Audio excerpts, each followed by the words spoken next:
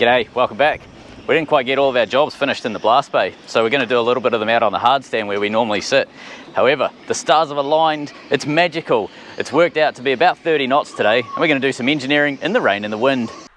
We're a Kiwi couple living in Australia who brought a 57-foot steel trawler after she sunk in a flood and was pulled from the sea. We're now bringing her back to life. We're on to the finishing jobs after working on her for the last 6 years to refit and get her ready for launch as soon as possible.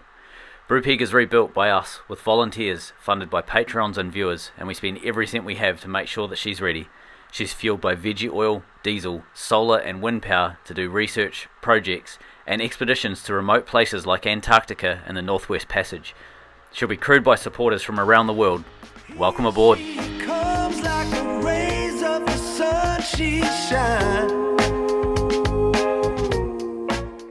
So let me set the scene for you. You can see in the horizon, we've got the sky, a beautiful colour of and then we've got the wind howling through the rigging on the yachts, making it time to put earbuds in because it's too bloody noisy. So what I'm going to do, the rain's coming from that side of the boat, so what are we, south east, had to do my maths in my head. It's coming from the east and it's belting across the boat. So I'm going to hide on this side of the boat, basically under the cover of the boat, away from a scupper, because when it rains you get poured on. And then we're going to rip into the arms. Let me show you what we're doing on them. Time to talk some ancient history. These are our stabiliser arms. This is what bolts the wing down when it's in the locked down position. This end goes at the deck. You got these two big 32mm holes, and we've got some 32, well, I think M30 or M32, something like that, bolts that go on the deck that we fitted. These are slider pins. This is a 32mm pin. There's one on each side, you can see. Same on the other arm over there. And this is a piece of 30mm stainless bar. What we're doing today is replacing these, so getting rid of the 32, putting in 30, because the sliders have pinched in slightly when we welded them. Easiest way to deal with that is just change the pin size. Now, give you a bit of a rundown on this if you're not familiar with these arms, if you're new to the channel. These are essentially 50 by 50mm steel box, so it's a square section and there's 3 of them welded together. So there's plenty of vertical wall thickness to get lots of strength in these. We also put a 3mm thick, 3mm by 75mm trailing edge to give it a little bit of an exit for the water, and then we cut a pipe in half and welded that on the front. So we've got a relatively water efficient shape. Now, they go on these wings. So when these wings are lowered, if you have a look right at the top, you've got those two beams sort of going vertical up there. They're the sliders, and those 32mm pins run inside those sliders, and as that arm comes down, it just basically guides it down to the deck, and at that stage the wing, once the arm is fully down at the deck height, the wing is down on a roughly 45-degree angle. It's important to have stabilisers on a boat like Brupeg. Without stabilisers, they sort of roll and carry on a lot like that. Yachts are different. Yachts have got a keel, they've also got a sail which acts in a huge amount to steady the boat. Whether you can be sailing along in 2 knots of breeze with a mainsail up, and it acts basically like a stabiliser. So if you're in rolly, choppy seas, it will slow the boat down dramatically.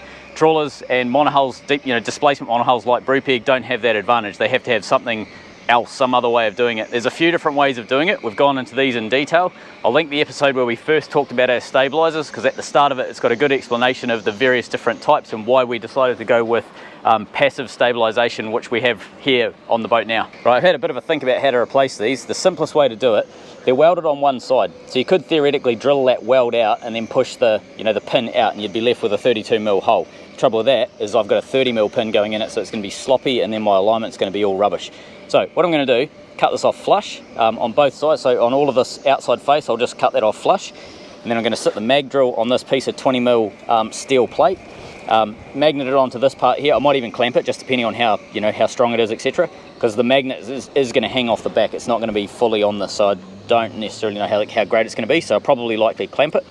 Then I'm just going to bore straight down the middle of this with a 30mm annular cutter. That's going to allow me to slide this 304 30mm bar straight down the center of this bored out stainless bar, and then I'm just going to TIG weld on both sides and basically wrap it up. These pins don't take a lot of weight, so they're not designed to basically be load bearers or anything like that. They're simply designed to guide that arm up and down.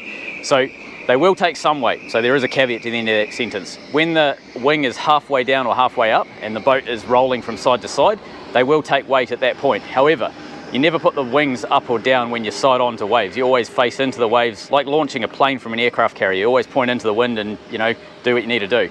In this case, Brupeg needs to point into the wind to raise or deploy her wings, and then you're normally going at, you know, half a knot, something like that. You don't really want any boat speed on. You just need to be basically having enough boat speed to keep the nose into the wind. The other side of it is these wings spend 99.9% of their time deployed, bolted down in the locked down position. The only time these wings ever come up is if we're going alongside a wharf or marina. They stay down at anchor, they stay down when we're motoring, they stay down in every condition that we're going to be in. They're designed to do that, and that's how they work most effectively.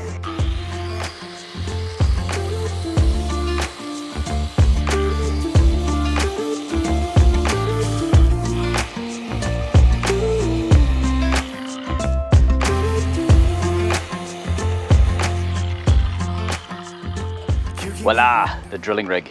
Rightio, so the magnet is on. It is holding itself quite like steady. When I put the magnet on and don't have the clamp here on it, I can't actually bop it around to align this. I have to have the magnet off to move it to align it. So it's pretty good that it's holding that tight. However, I don't necessarily trust that it's not going to come loose during the drilling. So I put this clamp on it just to make sure that that's all good. But yeah, let's give it a shot, see if it even works.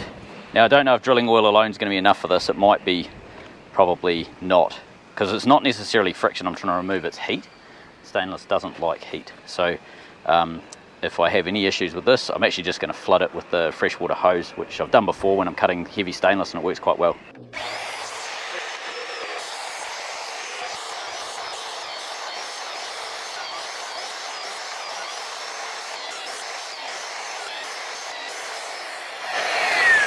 I'm going to go with the water because I'm not convinced that I'm getting enough heat out of the whole system with just that oil.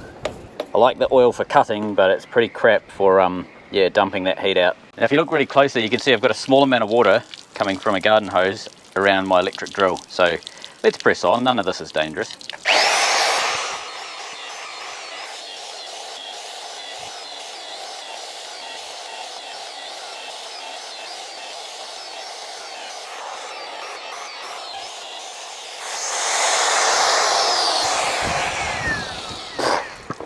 So I got a little bit more water on myself than I anticipated doing that.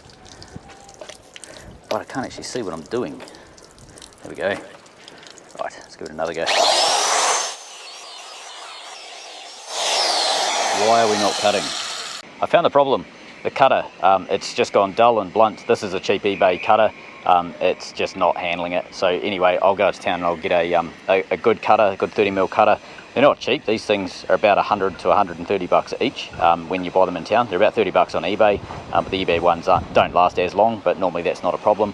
Anyway, long story, got to go and get one of these cutters. So I'll put this job on hold, but what I will do is finish some of the welding. So under here, you can see there's a join that's not welded, and there's another one at the top here. I need to basically V those out. So I'll get all of this paraphernalia off, start V'ing that out with the grinder. I want a nice deep V, and then I'll start filling that back up. Just to make the equation a bit more challenging, my MIG welder is currently getting a warranty claim. Recently they replaced the circuit board on it, was under warranty. Even though it was nearly out of warranty, a 3-year warranty, they still did it, so you know, can't complain with the service and everything. However, the software wasn't quite right, so it's gone back to get the software rejigged. The volts and amps were squirting out the gun wrong, basically 15 volts. It was doing spray transfer. It doesn't matter what I did to the wire feed, it would still do spray transfer, so something was clearly not right. Anyway, sent it back and they said that it should be a pretty straightforward thing, but yeah, don't have a MIG welder at the moment. So these arms that I'm going to V out, I'm actually going to try and TIG weld. So I've never done TIG welding that much where you do multi-passes, so it's going to be a bit of a learning curve. I'll probably watch a couple of YouTube videos from welding tips and tricks at Jody. He's pretty awesome when it comes to learning that sort of stuff. But yeah, I'm not too worried about it. The little SIG weld welder that we got donated a while back is just amazing. So yeah, I don't have any doubt that it can handle this.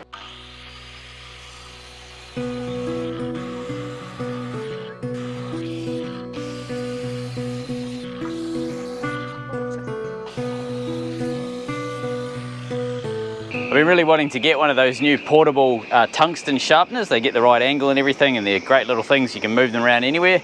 I've got an equivalent for now. I mean, it's still pretty portable, I suppose. All right, this is definitely going to be fun. So it's quite cold because it's now blowing a good 25 knots, maybe 30. So I'll put the woolly gloves on, just you know, for extra dexterity in the cold weather that we're experiencing in this exceptional wind, whilst I'm TIG welding.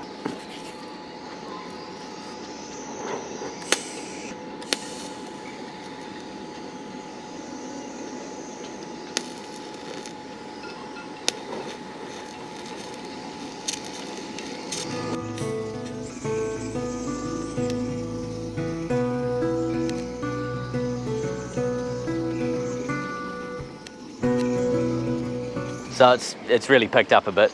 I don't know if you can sort of see the trees are going a bit nuts. The wind turbine up there clocks itself off, electro brakes at like 25 knots or something, 30 knots, so that's given up. Anyway, as we were TIG welding in this breeze, the first one's a bit of a breakfast because there's porosity all the way through it. That was fine, that was me learning how to TIG weld in 30 knots. This one here, I'm happy with, except for the top. I got greedy, I kept going, I knew I should have stopped, I knew there was a gust coming, and then pow! I zorked the corner with all of that porosity. I am getting pretty good at grinding out porosity in 30 knots though, so you know, swings and roundabouts. You can sort of see where I'm set up. The wind's basically funneling straight through here like this. I had this plastic thing set up as a bit of a shield. I have been able to get a couple of decent beads in there. This is the final weave, so it had one MIG weld in there that I wasn't real happy with. I needed to put more meat in there, so I've done a couple of runs and then I did one nice big weave over the whole thing. That's the first time I've actually ever really been able to weave TIG, so you know, still learning TIG, but I'm happy with that. I think that'll be strong enough. So I've done a run into town and I've grabbed the parts that we need to finish off these arms. So I've got the 30mm cutter that I need. I'll crack on with those arms probably later on today when it's not so hot. It's pretty stinking warm. What I am going to do is use the shade as the sun goes around. There's different parts of the boat become workable. Right here we're in the shade, so what I'm going to do, go through any of these little spots etc that we've rust killed. I need to get the wire brush in there and scuff off the crystallization you get on the surface, because we're going to start putting some paint on this bottom soon. Essentially my job over the next day or two is get all of the prep work done, ready to paint. This is a skin fitting that I welded in a while ago. You can see all this crystalline stuff around the outside. See how that comes off pretty easy with a wire brush. Doesn't take much, it's just a hand brush, you know, it's not even a grinder or anything.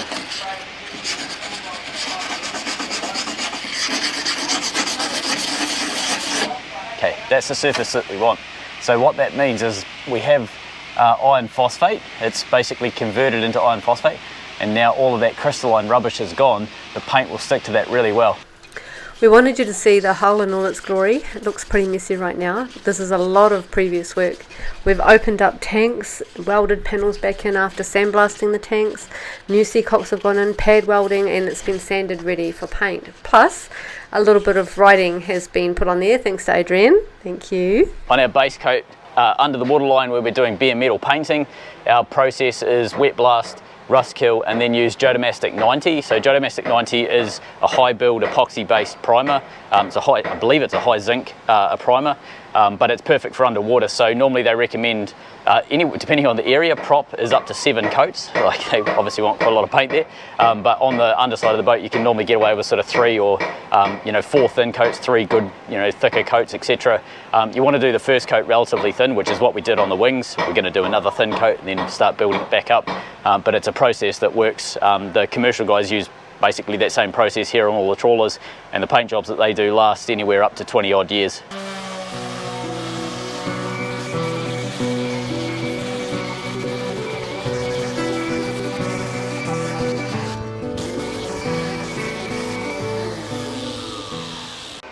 It is a glorious morning.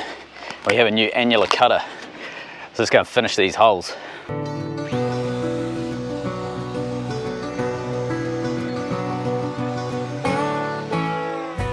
That's what we're left with, basically a hole inside the pin that was originally there. So now I can fit the 30mm pin in there and TIG the whole thing up. We're going to have a lovely little join.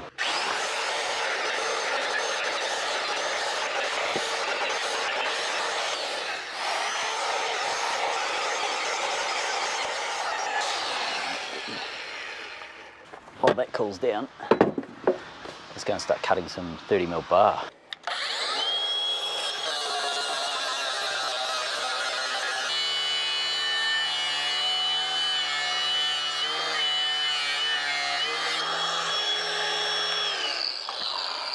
I don't have any more depth. Let's go that way.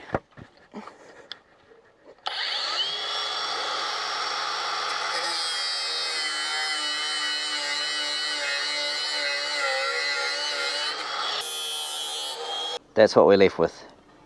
Pretty clean freehand pins. So the sun is creeping over on this side. You see it's pretty much directly above us there. And the longer in the day we wait, the smaller our shaded work area gets over that side. So transferred everything over to this side, so we get a bigger and bigger shaded area as the day goes on. What I'm going to do now is start getting these pins welded in. I'm also going to add a lifting hook onto the top. This is not to lift the arms or the wings as one big unit, it's basically just to help lift the arms up onto the boat when we need to maneuver them. That'll make sense in a second.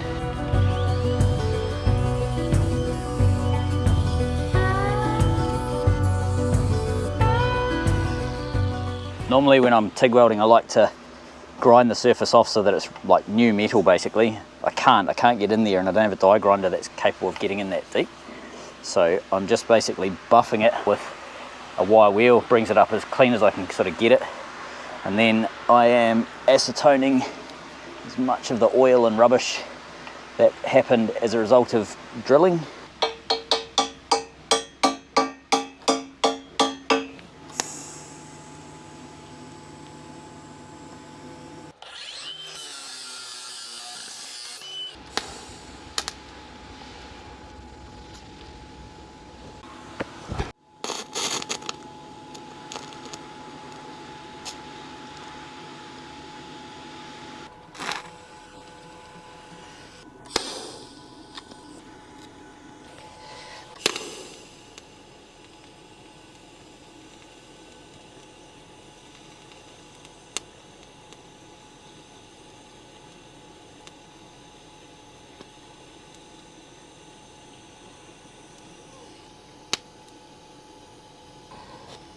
Go away, wind.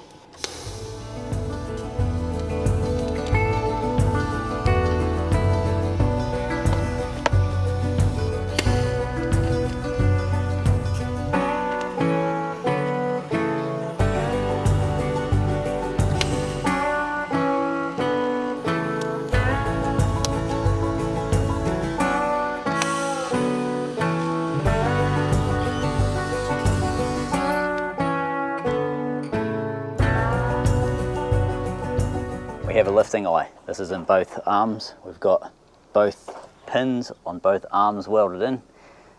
They come up all right. I've actually decided not to bother welding them in on the outside. I think they'll be fine. They don't hold, as I say, a lot of weight. They're basically just location pins. Right, now that we've got that done, time to move on to getting some painting done. This is some stainless that we bought the other day as well. So some fairly decent 50 by 25 or 2 inch by 1 inch. As well as just a piece of scrap that I found at the scrappy. I'm going to be using this to form a new plate for our thermostat housing. Our old one is knackered, need to build a new one. And this other stainless, we bought that so that we can make some battery stands. Right, down here, let's get these arms finished off.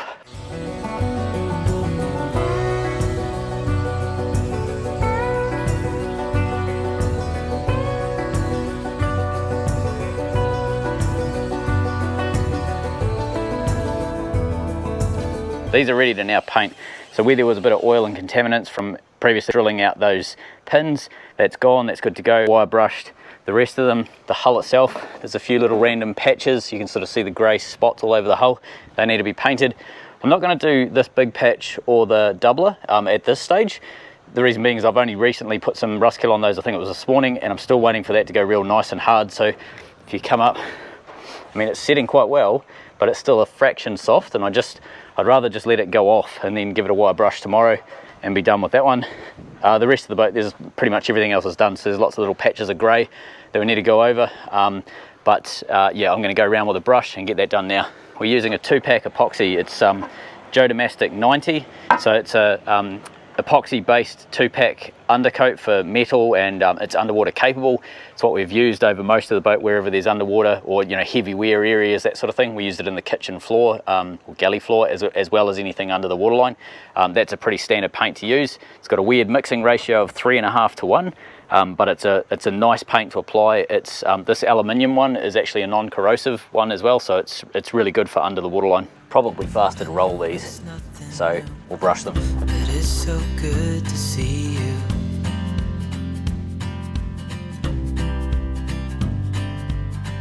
We do this every day, and I'm still so amazed by you. So hold me tight through the night.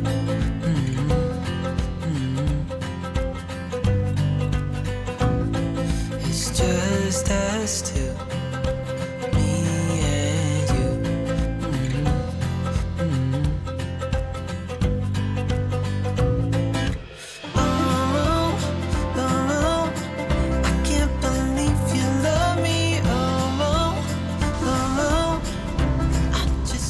They came out really good. Nice. Looks like it's held on there quite well based on this pretty scientific testing method. I hope it never ends. Let's be more than friends. Yeah. You know I'm here to stay every single day. We're pretty close to getting Brupeg back in the water. One of the main things we have to deal with is corrosion. Paint is a big stop for corrosion on a steel boat. So you've got things like steel, fiberglass, aluminium, and every single different type of hull construction has a different way of protecting against whatever it is in the salt environment that's trying to kill that particular hull material. On Brupeg's case, being a steel boat, we have a pretty specific way that we have to start dealing with all of our paint layers. So let me show you what we're doing. We're going to be focusing on protecting the steelwork from rust above and below the waterline. When we came out of the spray booth, we had from the waterline up painted with a 2-pack epoxy primer and then also a polyurethane 2-pack top coat. Under the waterline, however, hasn't been dealt with, so we need to deal with that. There's a couple of things that we do. First step is blasting down to metal. So you can see here where we blasted this panel down to bare steel, let it rust, and then we apply the rust kill, which makes it go this sort of black color. Once the rust kill's been applied, we do 2 layers of that, and then we wire brush it off so that we make sure that we've got a really good hold for the paint that's going on top of that. We use a paint called Jess Dame 90, which is an epoxy based metal etch primer. This is the complete paint system that we use on Brupeg. There's 2 areas that you're painting on a steel boat: above waterline and below waterline, and you go different paths for different areas of the boat because the paint needs to do different things. So below waterline, in fact, any bare steel on Brupeg is the same up until this point here. So we blast it to bare steel and then we apply phosphoric acid. This is just a generic rust kill product, Bondall, Rain-X, Rust Buster. Essentially what it is phosphoric acid. What it does is turns the iron oxide, which is rust, into iron phosphate, which is a chemical that bonds really well with the steel. Metal etch primers often have a high concentration of phosphoric acid for that exact reason. This is just the straight acid, so it actually bonds onto it better. We have to use this because we wet blast. Otherwise we could drop this. If we were dry blasting, we could drop this process altogether and go straight to our 2-pack epoxy etch. We use Jess Dame 90, which is a 2-pack epoxy. It's a high build, so it's quite thick, so you can put a couple of layers on, then sand it down and get a really nice smooth finish. But under the waterline you want a decent amount of paint because paint is your first layer of protection to stop your steel getting corroded by the salt water. The next step is optional depending on what the boat's had before. So if it's a new build or you have blasted down to bare steel, you can do say 3 to 4 layers of this epoxy, and then you can start putting your anti-foul straight on. If the boat has previously been anti-fouled and you don't know what the anti-foul is, you need to do what's called tie coat. This is a tie coat that we use. It's a wattle product and it is a silver color. So we've already put a tie coat on this previously. We're just going to put another coat on just to, you know, have a good coverage. But what this does is it essentially stops the new layer of anti-foul trying to bite into the old layer and therefore having any potential compatibility problems and things like that. It's essentially a protection coat, if that makes sense, between the layers of paint. So the next step for us is once we've epoxied, we do our tie coat, and then we anti-foul. The anti-foul is an ablative paint so that when a barnacle or some other marine organism tries to grab hold of the bottom of the boat or propeller or wherever it is, essentially it's like trying to grab hold of talcum powder or flour. It just sort of falls off after a while. After about 12 months or 18 months it starts to lose its effectiveness, and you do get a lot of growth, so you do have to haul out every 12 or 18 months and actually reapply this paint. Right, so that's under the water. If we're going above the water, this gets rearranged a little bit. This is our above the waterline paint system. So we've got our blasting down to bare steel and rust killing with the phosphoric acid. We've still got the epoxy Jess Dame 90 high build primer, and then we go straight into a top coat, which is Hard Top Ultra. So it's another Jotun product that we use, but it's basically a polyurethane 2-pack paint system. It's very hard, very glossy. It's nowhere near as thick as the high build primers, so you need to do all of your prep work in the primer stage, so any sanding or fairing has to be done at this stage. If you're trying to do any of it at this stage, the paint's way too thin, you're just going to sand straight through it and lose all of the effectiveness of the paint.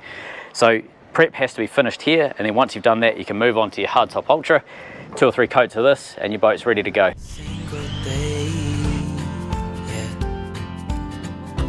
Right, now that we've got a lot of the areas that had previously been blasted down to steel and then rust killed, we've gone through and buffed those off, whether it's with a wire brush or with the grinder.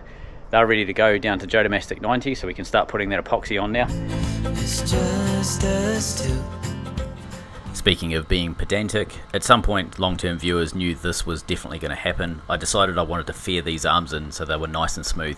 So where we've run the continuous weld along the 3 beams that make up these arms, there's a dimple down into the actual arm. Obviously that's going to ruffle water flow and we're going to lose a ever so tiny fraction of boat speed. I can't have that. Too much of a yacht racer to really stand by and let that sort of carry on happen on my watch. So I decided we're going to get out the 2-pack epoxy fairing compound and smooth it out properly. As a little side note, our 3-phase compressor that we were using for the last 4 years or something to do everything has finally given up. When we were in the blast bays, as you might have saw, the rings wore out on it, so there's just no more juice left in that compressor. And I could fix it. It's a pretty simple job to fix it, but if I did, I'd have no use for it basically. It's too big for the boat. It needs too much power. It's a 3-phase compressor. We've only got single phase on the boat. So it's pretty much of absolute no use to me. I'd love somebody to have it and be able to rebuild it. I had to go and buy a compressor. So I'm hoping, this little guy here, I'm hoping it's a forever compressor. I'd love it to be able to see me out. That would just be neat. I don't know if they make tools that good anymore. But it's a decent brand. We've used AEG tools for a while now and had pretty good experience with them. So hopefully this thing's gonna last. It's a commercial rated thing. So yeah, I'll see how we go. But what I'm thinking is I'm gonna mount that into the boat and I'll leave it electric so that I've got an electric compressor in the boat if ever we need to just use a small amount of air and fire it up. But I'm also going to plumb the compressor that goes off the Cummins into this tank as well. So essentially we'll have 2 compressors feeding into the same reservoir. So if we're ever sandblasting, we've got, you know, lots and lots of capacity, but at the same time, we don't have to start the electric compressor to run it. If we've been steaming around for a bit, we'll still have plenty of air pressure sitting there. So just a thought. I am also pondering putting an air starter onto the Cummins, mainly because I've just had such a crap experience with lead acid starting batteries, and I don't know if I want to go to the expense of putting lithium in. Yeah, I know air starters are more expensive, but they're so much more hardy and reliable and sort of a commercial thing. So just one of the things I'm pondering. I'll have to get one from the States if I do it, because they're pretty expensive in Aussie, and I'm sure they're probably more common over there. So if you feel bored and you'd like to do a little bit of internet hunting for a NTA Cummins 855 air starter, I'd love to find one. That would be amazing. Trev's back from sailing. So what we're doing is going through and cutting each of the anodes. So we just get the little 5-inch grinder. I went right through the hole. Oh, sorry. Right. We'll just weld it up. Right. She'll be right. What we want to do is basically cut one end of the strap like that there with the grinder, and we want to peel this back because I want to see what the condition of the hull is underneath there. Stu on Renko had a pinhole behind one of his anodes that he didn't know about until after he launched, which is a great time to find out. So we're going to peel all of these back, do a bit of a spot check.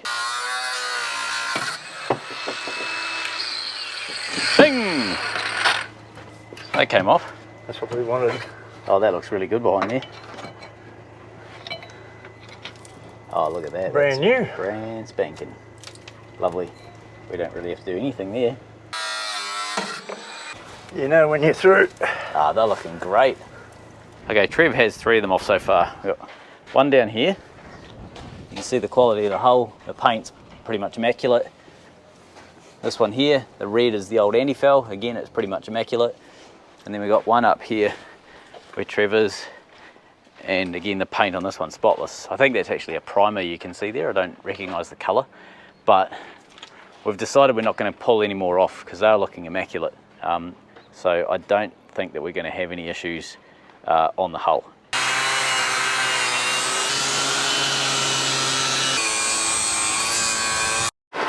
The little compressor is quite quiet. I had no idea what to expect, but yeah, fine. So Trev's going over with 40 grit, and he's concentrating on any area that the rust kill has basically seeped down onto the hull. We were wire brushing it, but we've got no batteries left on the grinder at the moment. So just getting all the flaky stuff off so that we can start epoxying. While Trev buzzes away at these, making them lovely and smooth. Time to get some paint on the boat.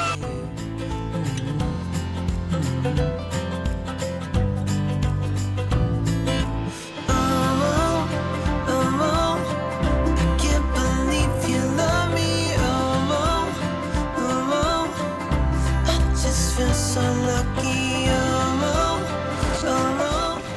In the summertime, where the weather's easy, sanding and painting on Brupeg, as you can see, we You are still rhyming. managed to get another coat of Jodomastic 90 on these arms. Trev also sanded off. You can sort of see, oh, it's a wee bit wet, but you can see basically it's smoothed down. I don't know if I'm going to bother going more. Like, if the anally retentive part of me wants to skim these again and sand it flat, but I just don't think I'll bother. I think that's fine. I do have to do the other side, so I need to flip them over when this is dry and skim the other side and paint it, but that's ready now. Once we give that a light sand, that's ready to have its top coat put on. The anodes came out really well, so we're not going to bother pulling any more of those off. We did 3 and they're all spotless, so we're just going to put them back together. And then we did a bit of a walk around and started getting any areas of grey, like bare steel, painted down to grey. It looks a wee bit sort of patchy everywhere, but that is getting close to being able to put some tie coat on. So tie coat is the next layer of paint that we have to put on the boat. So I'm hoping that we can probably get to that tomorrow. Hey Jess, I've got a question that might be asked in the comments. How are you going to deal with the keel cooling pipes in the ice? We're going to paint them with pretty pink flowers, and we're going to write on it, "Here to stay forever and ever." That's going to rub off on the ice. That's not environmentally friendly. I actually love it when people ask that, because people are thinking and they're kind of getting, you know, what it is to be in a place full of ice like Antarctica. There's a lot of under the water, you can't see. And also we'll be pushing a bit of ice. We won't be pushing anything really big. We're not an icebreaker by any means. We're a nice nudger. A nice nudger, a little baby nudger. Yeah. But no, these will definitely be coming off. But because of COVID, things have slowed down a bit. We're not going to get to Antarctica like we hoped at the timeline we thought. So we're going to be in the warmer climates for a little bit longer, and these are great for cooling the motor. Our heads are just completely about being in the water right now and doing that safely and doing that legally. So that's a big part of what's on our mind. Everything else will come after. So there's a lot that's on hold, and we'll start those things up as we go along. If you look at the back, we need to get a platform, a dive platform on that, and that has to be a sturdy platform. That's going to be a work platform as well as a dive platform. So that's a big engineering project, and there's a few projects like that that'll be happening as we're in the water. Hello, it's paint day. So first step, we're going to go around with our epoxy, make sure that we get 2 coats over everything that's already painted. If I find any bits that are missing, like any bare steel that's missing, need to go through and make sure that that's done. However, that allows us, once that side of it's all finished, that allows us to start putting the tie coat on, which is where the boat actually starts to look pretty. So step 1 is walking around with a bucket of epoxy and just nuking everything.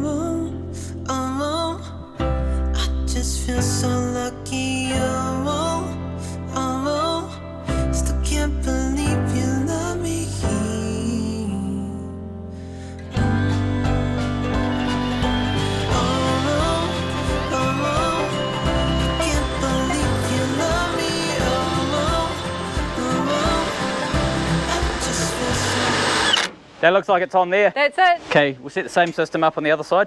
Yeah.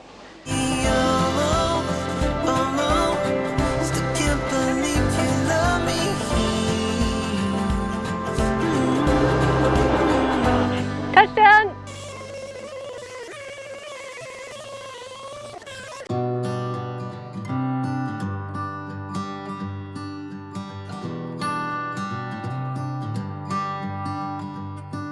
I've said it many times, I know I would change my ways, I know for sure. When all the crows decide to meet. Alright, these got done. The insides of all 4, as well as the bottom half of these sliders. This is something I've been wanting to do for a while. The wing on this side is painted. Well, it's actually painted on both sides. The wing on the other side, I ran out of steam. I'm knackered. So we've got this one painted, got that one painted, and the sliders. And let it go for a little while. So be here as the night starts falling. Let my fingers walk over your head. For anyone who's curious, I'm not taking a backward step with my health being in the chair. It's just I've hurt my knee and I need to stay off it as much as possible. It really hurts when I don't, but it's healing well.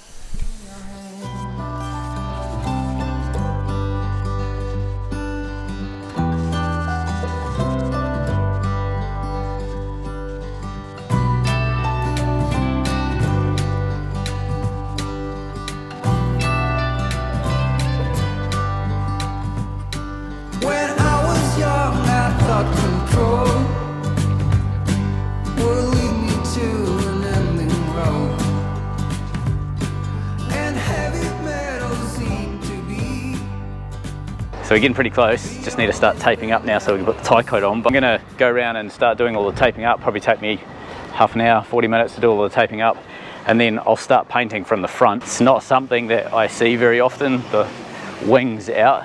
They've been tucked away for so long because we've had boats beside us. But I absolutely love seeing them out. I love seeing both of them at the same time. Oh, that's such a cool shot. We're at that point where we're doing the tie coat, which is the paint before the antifel. I have a really ironic fact about the tie coat that I read before in the service sheet. What's that? It's chlorinated rubber, which is the same stuff we ripped off the boat years and years ago. Just a little The bit blue of irony. stuff. Anyone who knows the boat, the blue stuff. Yeah. Look, where we're at is we're having a conversation about whether we drop the antifel line. Yeah, so you'll see most boats have the two colours, the whole paint, and then they have the antifel underneath. Sometimes there's a line between them or a couple lines between them. This boat is a bit of an oddity because we don't know where it's sat in the water. When we got the boat, when it was basically a stripped out hull, all of the gear was cut off. When you're fishing, you have a lot of gear. You have all the winches and you've got a hole full of fish. You've got the arms up above. You've got a lot up above the deck. We don't know where this boat sat in the water with the antifel line. So we're making an educated guess, but we can't really rely on that. We can't know until we're in the water. We've laden the boat down with what it's going to carry, and then we judge where the line is. So, and ideally that's what we would have done, but we've got to guess. Something else that Jess hasn't covered yet as well is there's variables that we don't know that we can't answer yet, but also we were told some advice in the early days by someone who did know the boat and does know these sort of boats really well, to drop the antifel line 6 inches, so as in the boat's going to be lighter, you won't need it so high. So that was before the camera went on? Yeah, it was before the camera went on, it was before they kind of knew what we were going to do with the boat and so on. So, but also we haven't got a generator in yet, and the generator will be half a ton. It will be quite a heavy generator because we need a big one. So that's going to drop us down as well. But what we've decided to do, and we decided in the early days, was to ballast the boat once we're in the water. We're going to see how it goes and trial and everything. Yeah. So we've got that up our sleeve, that wherever we place this line, we're going to be able to put weight in. But we can't pull weight out. No. So as it sits right now, it's got 2 tonne of diesel in. So it's 45. It sits at 45. So empty, it sits at 43 tonne. We know that it sits around 65 to 75 laden, right? 75 fully laden with the expanded fuel tanks. Yeah. So we've taken plenty of weight out. Yeah. The guys, when they stripped the boat down and made it and just ready to scrap, everything was taken out of it. Especially in the first 2 years, because we won't have the big fuel tanks either. Yeah, we won't be, and we probably won't be able to afford to fill it up. We won't be doing those huge big expeditions like to Antarctica for the first year. Yeah. So I think it'll sit light. When we pull out the next time, we'll alter it if we need to, but then we'll know the boat really well. All right, that sounds like a good plan. That's the line there. You can see where we've got the antifel going up to. Originally it was up here, it was 6 inches higher, it was up about there. And we were told drop it down 6 inches, so we did. We put it down to here, and that's our new line. And that's assuming the boat's going to be lighter. Where does the water sit though? Can you say? Potentially around here, somewhere, at a guess. So the boat is sitting higher out of the water? Correct. So we leave it where it is? I think as an educated guess, that's probably okay. So we're not going to have the boat full all the time. We Yes. don't have a hole full of fish half the time. Yeah. There's less gear on the boat, so Yeah. we'll sit higher.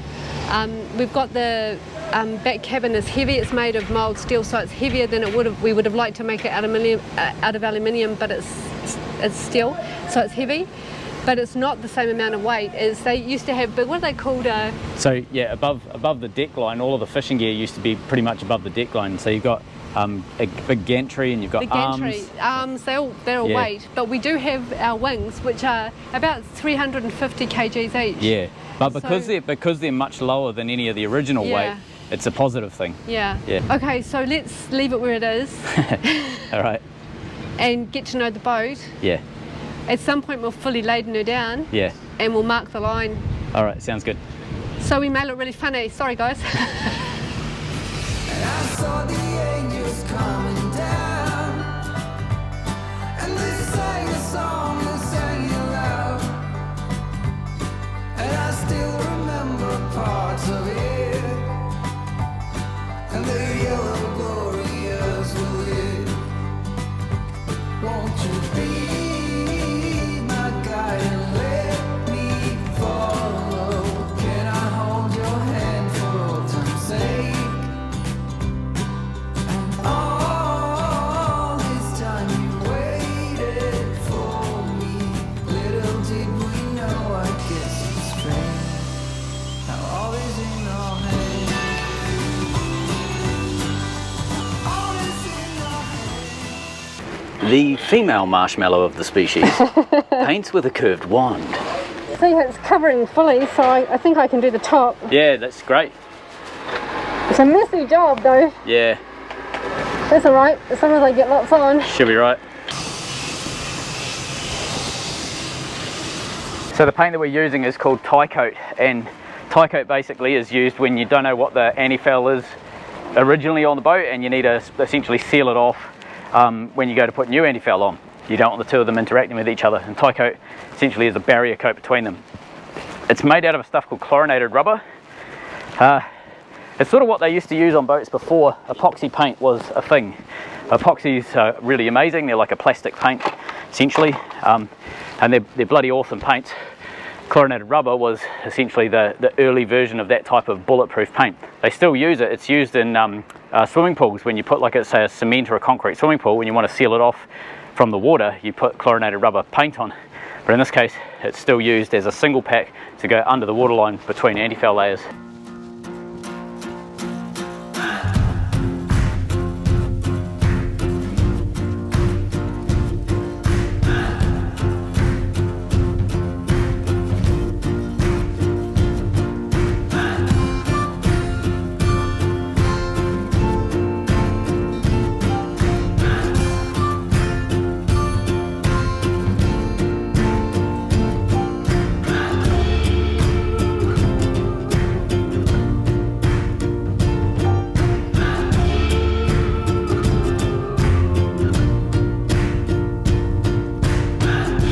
Without my love for the ocean, I would be long gone by now. It's some kind of devotion that brings me down.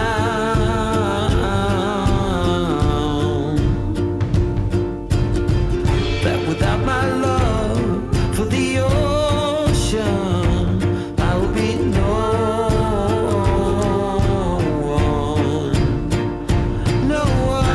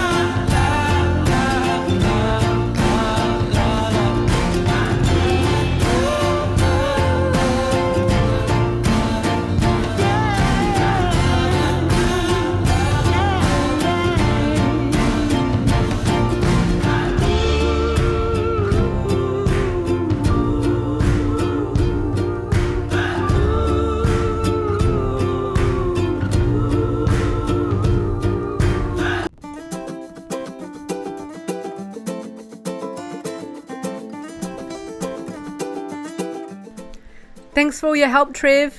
Happy sailing and look forward to seeing you at the launch. I give you everything you want me to. Think about it if I could. I'd run down the moon and give that to. How are you feeling? You've been painting all day. Exhausted and sore. Almost there. Done a huge amount though. Yeah.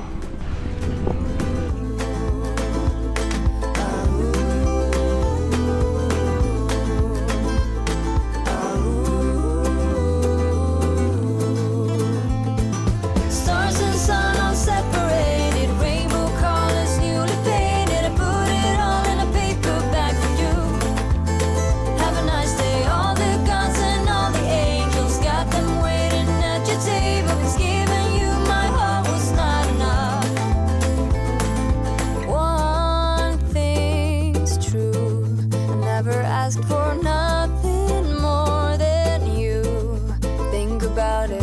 If I could, I would be the perfect deja vu.